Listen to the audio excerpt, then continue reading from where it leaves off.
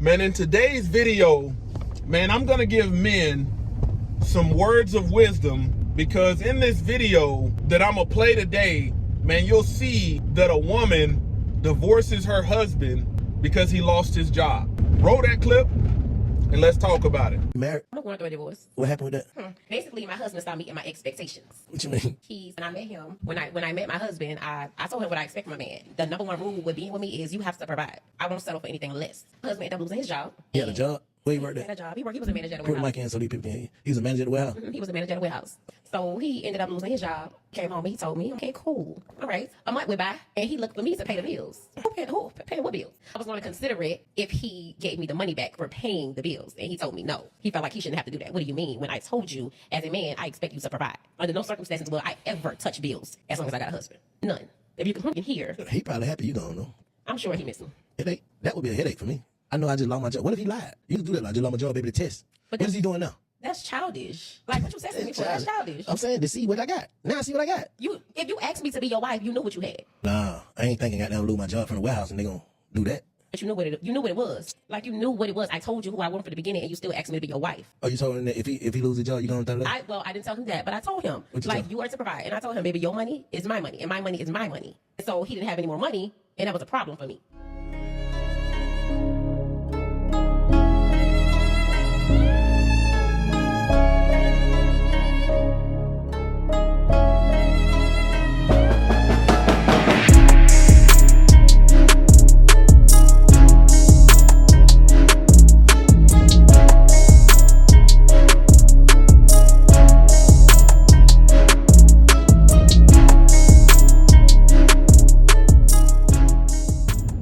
Praise to the Most High Yah Shalom. Thank you for tuning in to another Righteous Spiritful episode.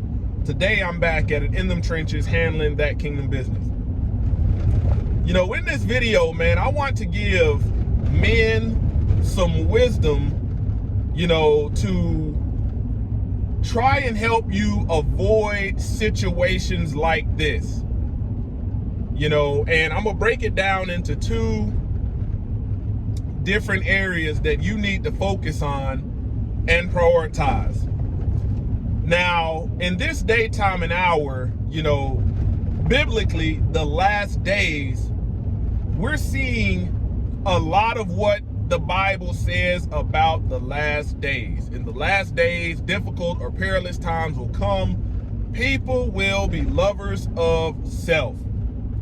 You know, that has to show you and have some value about the mindset of the people in the last days amongst men and women. People are going to be extremely selfish over selfless, and you need to think about that as a man. Now, you know, this woman in this video, a lot of what she is saying, it sounds crazy to men, but I'll go as far to say that, you know, it is the women that are telling you specifically as a man what they expect. And if you do not uphold that, they're jumping ship. So as a man, you need to take that serious. You need to take that serious. You know, biblically, all of this stuff that people say in modern culture, well, we took a vow under God, and we took you know, this is a God covenant for better or for worse, for sickness or in health, for richer or in poor. A lot of people don't even understand that those vows that I just said are not in the Bible. Men, you need to go back and truly read what is in the book about, you know, the duty of marriage. And once you read and understand the instructions about the duty of marriage, man, you would, you know, be wise to have certain fail-safes, you know, in your life, and to avoid living above your means and having a high overhead. You know, for better or for worse, for sickness or in health, for richer or for poor, you know, that stems from the 16th century, and those are nothing more than Christian rhetoric, which is unbiblical.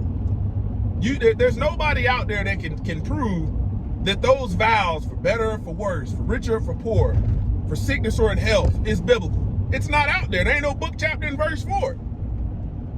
And a lot of people ignorantly get up there and say this stuff, but that's not where their heart is. Listen to what I said. A lot of men and women get up there and say that, but that is not where their heart is. Their heart is focused on for better. Their heart is focused on for rich. Their heart is focused on for health. This is why we see this over and over and over again. The same thing in that clip we're seeing over and over again.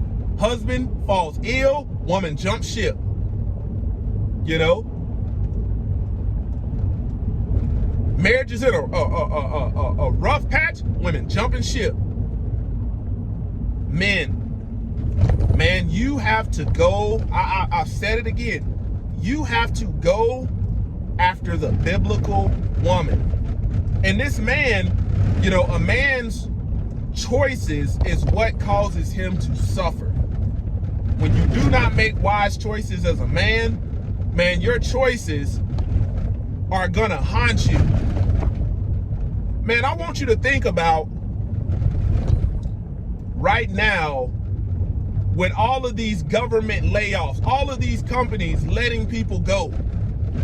Right now, what we're seeing right now with this this Doge, and I encourage people to go back. I encourage men to do their own independent research and look into this Doge, because a lot of men and women don't even understand that Doge has been around since 697 AD, and the last Doge was in the 1700s. All they did was rebrand it and give it a new meaning to the acronym. Go back and look up the Doge of Venice. But imagine you were one of these men who lost their job due to these government layoffs. And imagine having to come home to a woman who expects, who doesn't understand that the life that she wants and desires has a high overhead. You know, $300,000-$400,000 house. You know, all the bells and whistles, nice car you're paying for in the driveway, financing. She wants to be able to go, you know, spend money freely without any duty, responsibility, or any of that. I want you to think about that. Do you think that woman is going to be supportive when you come home and say that you lost your job and the fantasies that she has been living in is dwindling near to the end? No. This is why I said, men, do not live above your means. Man, just because you are making money does not mean you have to go out and spend it. Man, I want men to understand the difference between, you know, struggling, being rich, and being wealthy. Now, you've got people that live a minimalist lifestyle, and because their overhead is low, man, they can be considered wealthy because they could go years without working and still maintain that overhead and still maintain it.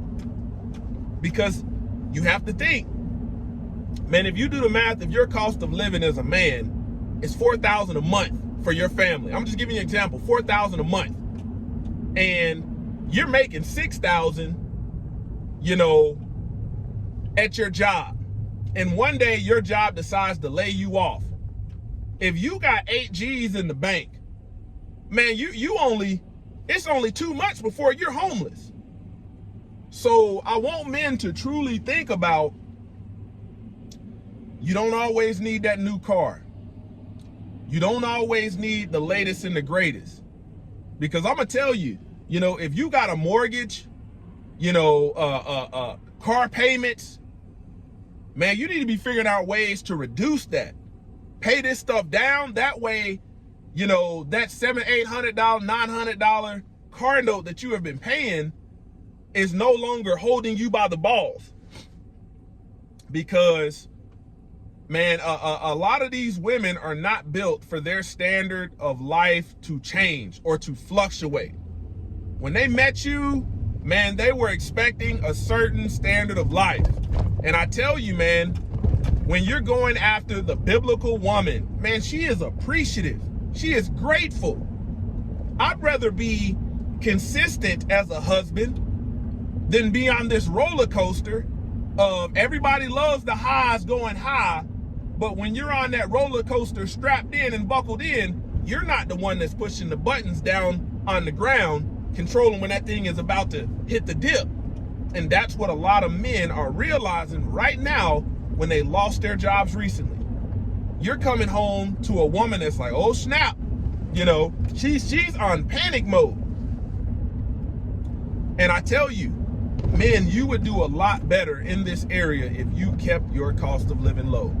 And if a woman is not willing to marry on your terms, listen to what I'm saying. If she is not willing to marry on your terms and what you can provide and the resources you have, if it's not good enough, man, let her go. Man, this woman divorced her husband, and this man does not realize that he did not get married on his terms. He got married on her terms. So she's just upholding her end of the terms. He knew what to expect. He knew what kind of woman I was. He knew the lifestyle that I wanted.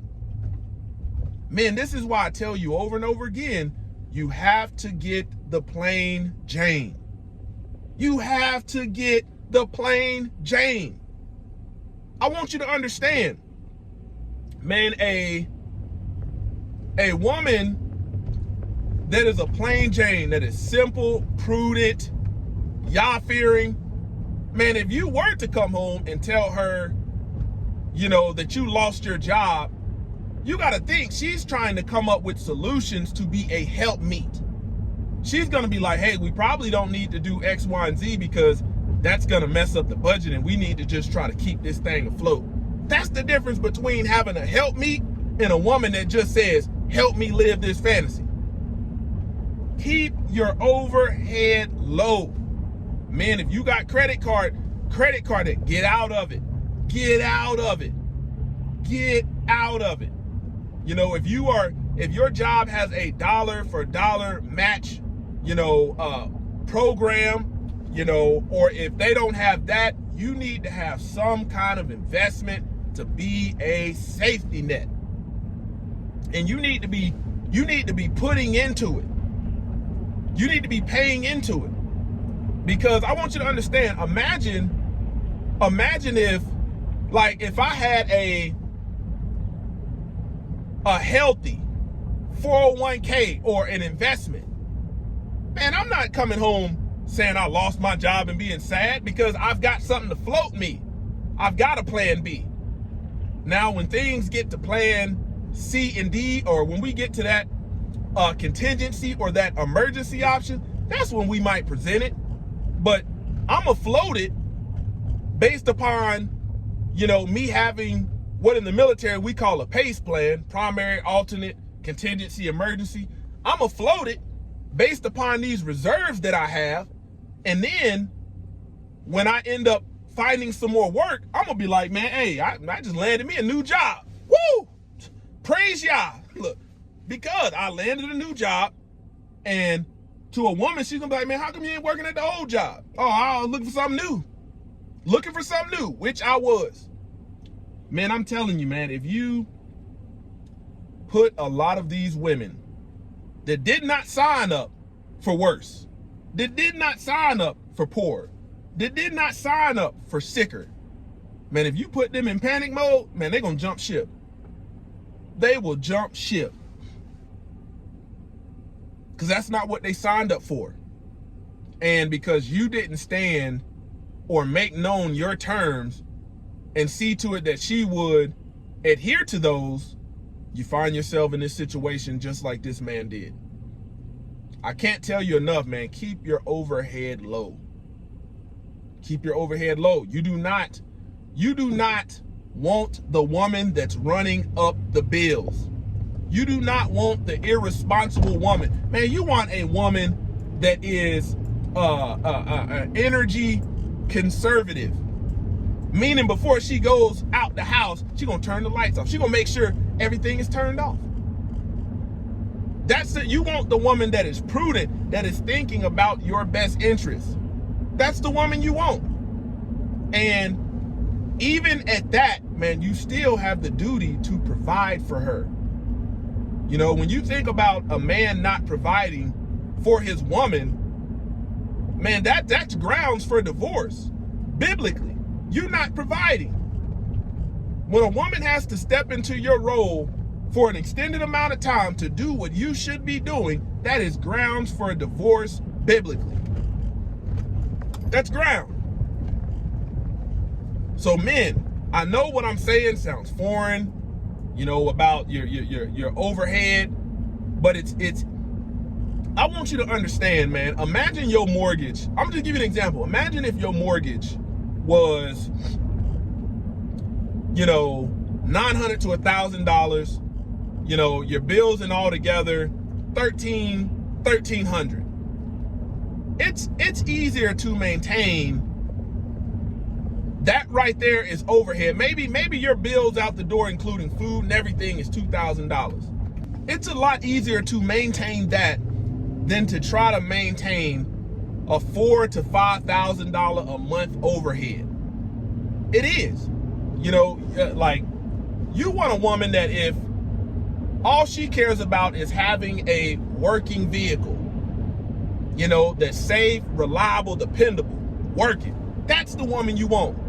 You pull up in that Corolla that's got 40,000 miles on it, you know, you just put the timing chain on and that thing is cooking. It's got the bells and whistles she wants, AC heat wants, maybe got a little navigation. You pull up in it, paid cash, and she's excited. That's the woman you want.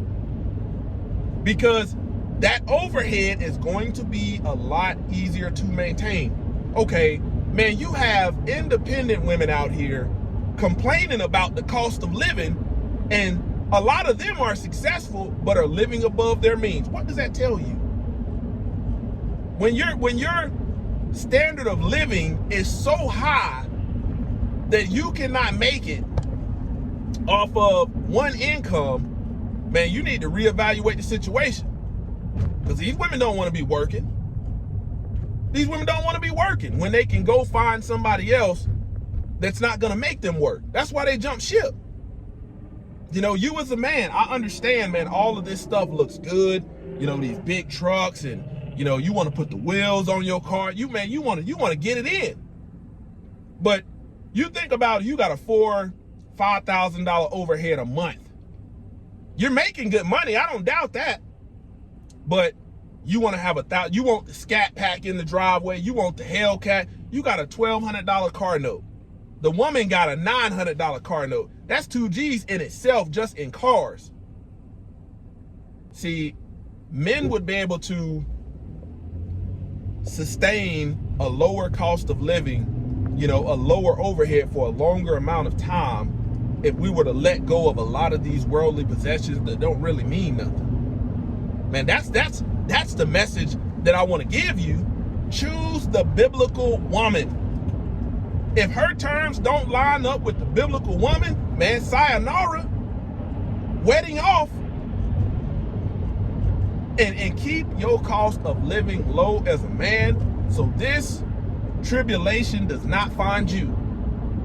You got to understand, man, it's a lot different. It's a lot easier to move when you don't have, the word says, man, the borrower is a slave or a servant to the lender. That's why a lot of people are stressed out, because they have put themselves in slavery to all of these lenders. You got to get with a woman that is on your speed. You trying to play the game according to her terms, man, you're going to lose. You're going to lose. And I'm not saying, man, a woman can want what she wants. That's her prerogative.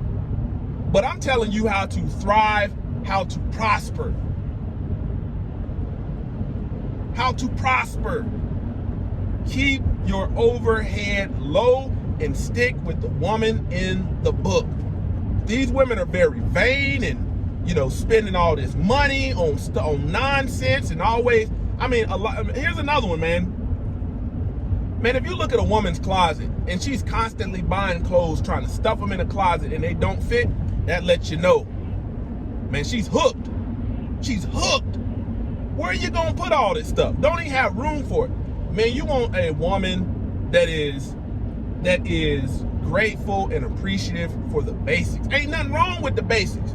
The basics keep the light on. The basics keep food on the table. The basics keep the house nice and cool and hot. The basics keep the water running. Ain't nothing wrong with the basics. But when you don't choose the basics and you live above that, man, that's hard to maintain. I can maintain basics all day long. Job layoff or no job layoff.